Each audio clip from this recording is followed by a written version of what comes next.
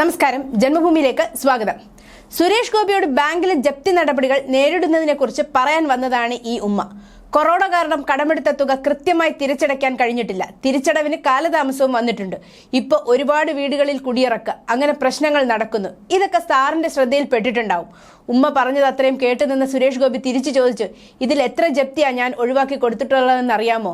ഇതിന് ഉമ്മയുടെ ഭാഗത്തു നിന്ന് വന്ന മറുപടി സുരേഷ് ഗോപിയെ പോലും ഞെട്ടിച്ചു കളഞ്ഞു. സാറേ, എൻ്റെ കയ്യിലിരിക്കണ ഫോൺ സാറ് തന്നതാണ്, എൻ്റെ മകൾക്ക് വേണ്ടി തന്നതാണ്. ഈ സഹായം ഞാൻ മറന്നിട്ടില്ല. അതുകൊണ്ടാണ് ഞാൻ സാറിന്റെ അടുത്ത് വീണ്ടും വന്നത്.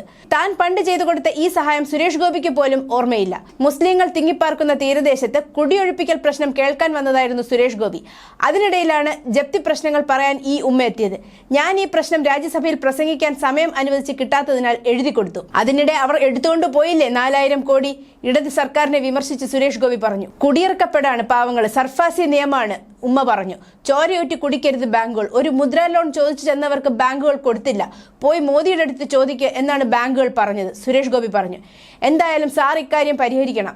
ഉമ്മ പറഞ്ഞു, ആ ഗ്രാമത്തിൽ ഒട്ടേറെ പേരുടെ പരാതി ക്ഷമയോടെ സുരേഷ് ഗോപി കേട്ടു. കുറച്ച് കാലയളവ് നീട്ടിക്കൊടുത്താൽ മതി, ഞങ്ങൾക്ക് സാവകാശം കിട്ടിയാൽ തിരിച്ചടച്ചോളാം. ആ ഉമ്മ പറഞ്ഞു.